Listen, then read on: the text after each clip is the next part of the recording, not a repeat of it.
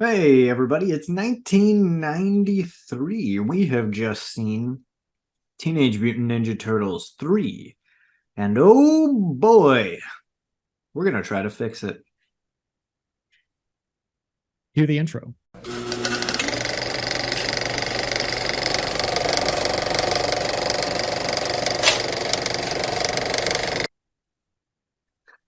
Well, welcome everyone to the Mirror Movie Universe podcast. I'm Nate, one half of the hosting jobs in this shindig, and the other host is Dan across the aisle and across the country from me. Say hello to the audience, Dan. Hey everybody, welcome. Thank you for being here.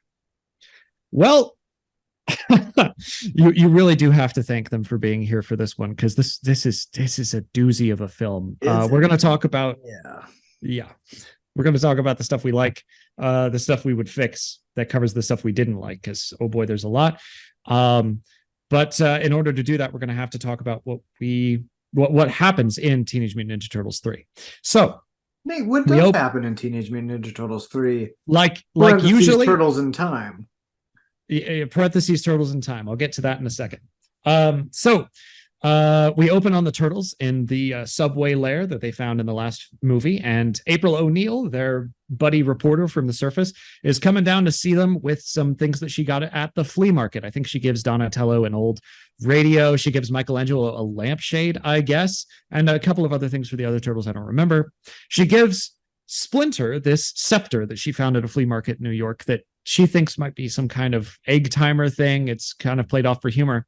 But very quickly, we go into a plot line where she is, kind of transmuted into the past, and who takes her place is this character from medieval Japan.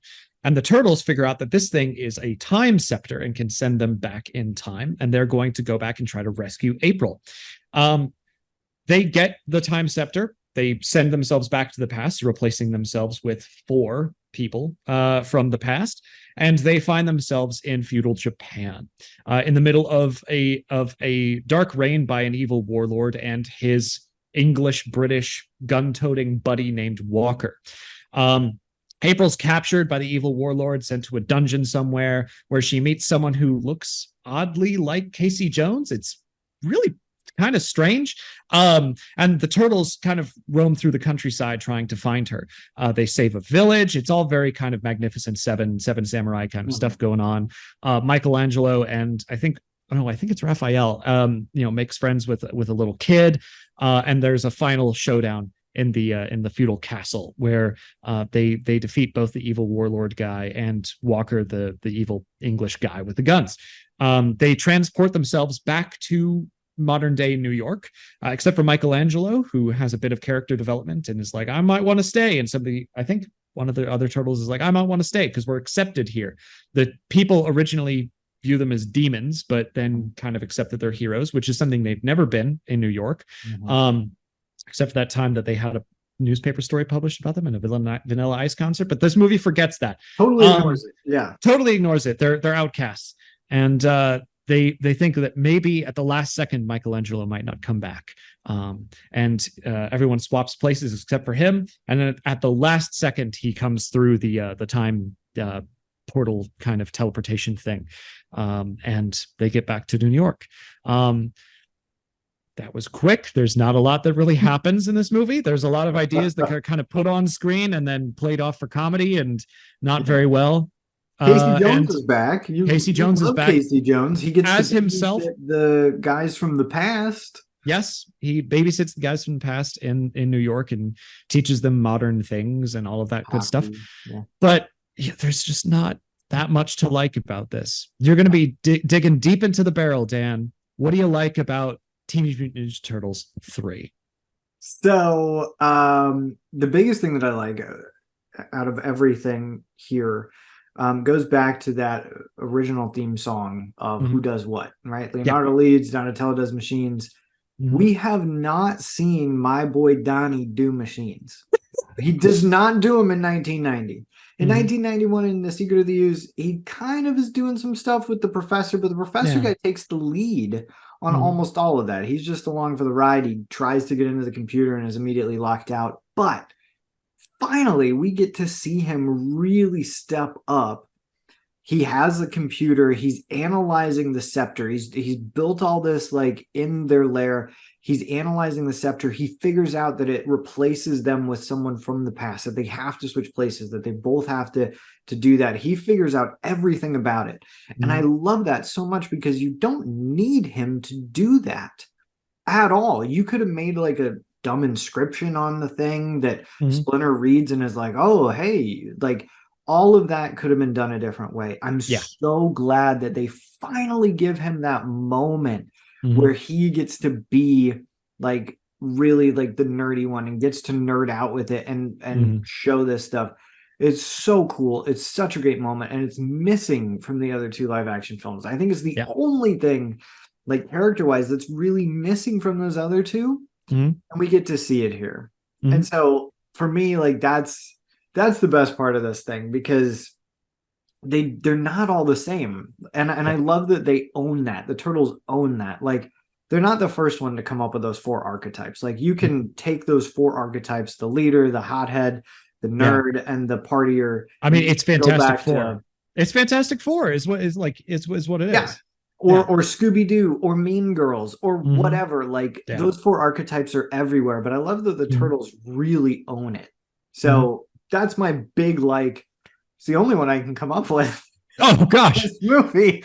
No, I guess the other one is I'm glad that they do something different. I'm glad that they don't do Shredder again. I'm glad that they go back in time. I think it's a cool idea. I think that it's fun to go back in time. I think that it's different from anything that had been done in the comics or the cartoon before, and it was nice to see them do something a little bit different. But outside of that, I don't know, Nate, what do you like? Well, I like that it's different too. I like that it gets them out of New York and does some interesting time travel stuff. Turtles in Time is kind of a misnomer. It wasn't called Turtles in Time when it released. That name was only attached to it when the DVDs came out in like the 2010s. What most of you who are the same age as Dan and me are thinking about when you think Turtles in Time is a video game that was for the Super Nintendo and also in arcades. It was called Teenage Mutant Ninja Turtles, Turtles in Time. There was an arcade version, there was a Super Nintendo version, and there was like a Sega version that were all called Turtles in Time. And so Turtles in Time is very, ubiquitous in the parlance of turtle history, if you will. There is out now on a couple of different consoles and on PC where I have it. They've remastered all of these old Turtle arcade games and brought them back. And I was telling a friend, like, oh yeah, I grew up playing Turtle arcade games at this arcade that I used to go to in Omaha when we were little kids. And I loved Turtles in Time. And she was like, the terrible third movie? And I'm like, no, it's very different. Yeah, I like that. I guess I like the time travel aspect. I like that it differentiates the Turtles more than before. And like Donnie's got more moments, but I like that there's hesitation to go back to the future. Back to the Future. I like that there's hesitation to return to their own time. I like that they're conflicted about that, and that they all have different ideas. That's a great title, by the way, for a movie. Back to the Future. They should have called it that. Teenage Mutant Ninja Turtles 3: Back to the Future. I mean, they'll get their pantsuit off of them. I'm pretty sure that whatever studio produced Back to the Future, and I think that's, oh god, I don't remember, has more money than New Line Cinema did. I'm sure. 1993. Anyway. Yeah. And then the third thing is that Casey Jones is back. They kind of botch it. They do some run around in New York with him and the guys from the past. And there's this guy that kind of looks like him in the past, I guess. Never explained. No. Weird. But I do like seeing that actor back. And it was like when I saw this as a kid, I saw it much after the other two. I was probably an early teenager, and I was like, what the heck is going on? I hated a lot of things about it. Even the Turtles look different because it's not Jim Henson doing the suits anymore. No, it's not. But the one bit of normalcy that I really enjoyed was like, oh my god, Casey Jones is back. He's my boy. He's probably my favorite human side character, period. Yeah. So I did like that. Now that the bottom of the barrel has been scraped, what would you fix? And how would you fix it? Because there's... Oh my gosh. Man, this is tough. So if I and when we do these fixes, the whole thing of it is putting ourselves in like the shoes of a producer who's just seen the film, so we can't reshoot the whole thing, we can't Yeah. remake, like make a different movie. My dream fix would be to get Jim Henson's back Yeah. to do the turtles, because it went from being really expressive to just being an animatronic that opens and closes. But that's not my fix because it's not feasible. You'd have to reshoot every scene with the turtles. It just cannot be done. So Yeah.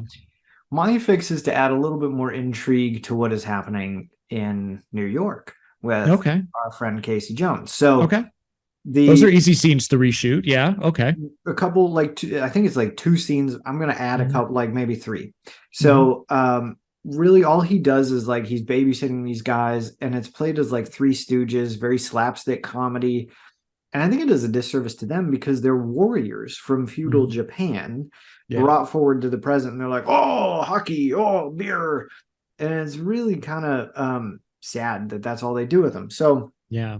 mine, It's probably there's in Bill and Ted's Excellent Adventure, they've got like Napoleon going to a bowling alley and eating ice cream, and it's silly. That's yeah, probably what they were going for with this, yeah, and it doesn't work at not all. at You're right. all. It don't work. No. It doesn't work at all. So what I'm going to do is I'm going to add a subplot where someone is after the scepter in modern day New York, not Mm. Shredder, not the Foot.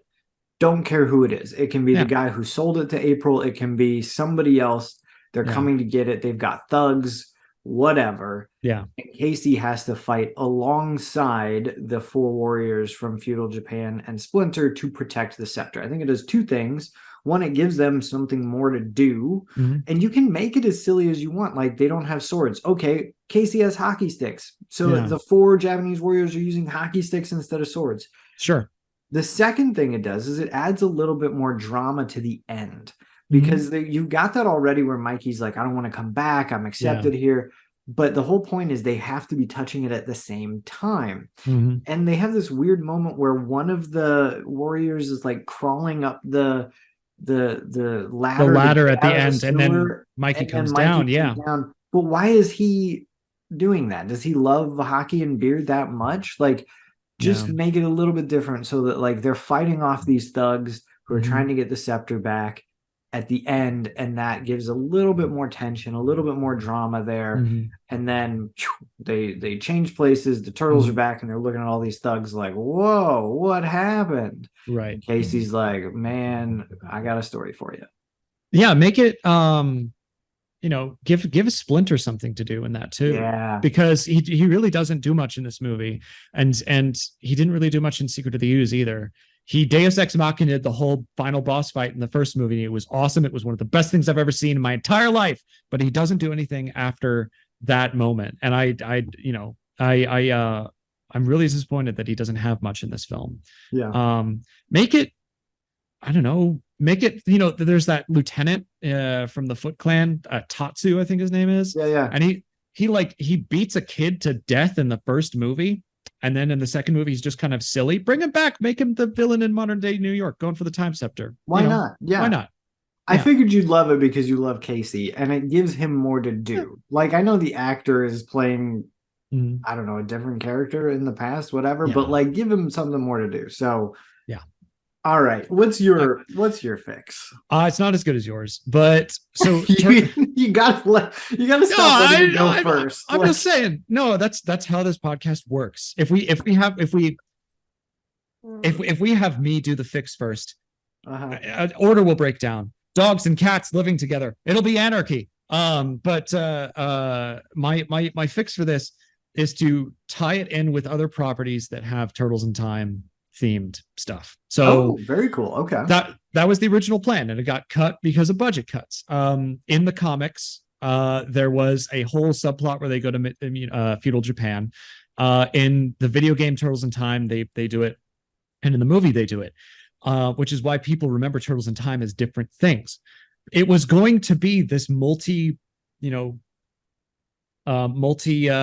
property event where they all go back in time and affect different things.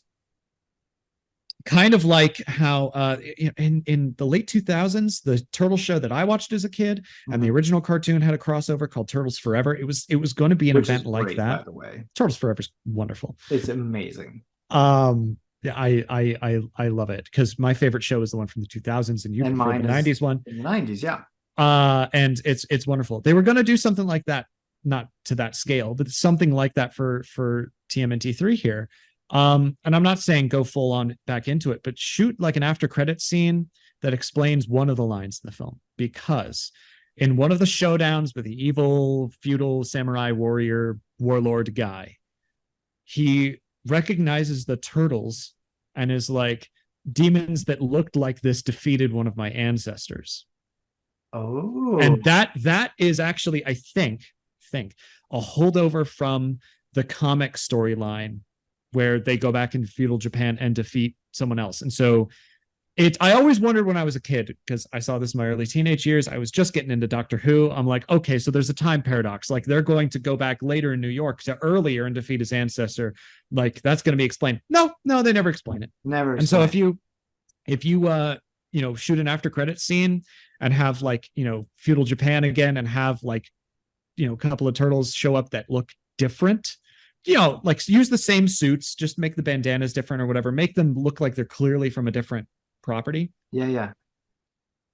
And shoot an after credits bit being like, oh, and have them run around for like 2 minutes. That's all I want, because it otherwise that line makes no sense, and you lose the connectivity with other turtles stuff, because even in the cartoon from the 90s they went back in time and did different things. So bring back a little bit of that turtles charm from other things, and make me able to call this really Turtles in Turtles Time, in Time. and so it connects with everything else, because everything else was called Turtles in Time. But yeah, that's what I'd fix. I think yours is more fun and would make more sense. This is just me being a science fiction time travel nerd, nitpicking the crap out of like, oh yeah, well, he says they're from feudal Japan from before him, and that doesn't make sense. Well, but that doesn't make any sense because Yeah, I think of course, I love what you're doing with it. Don't make it a yeah, post-credit scene though. yeah, Like the ending of this film is kind of stupid. It's silly and stupid, like Splinter's singing Elvis and the turtles are dancing. Like, yeah, change the ending to be this. yeah, Change the ending to be like, whoa, there are other turtles who went back in time. What is happening? yeah, You don't even have to like, it doesn't have yeah. to be a tease for something to come. It can Just just cut to be, black.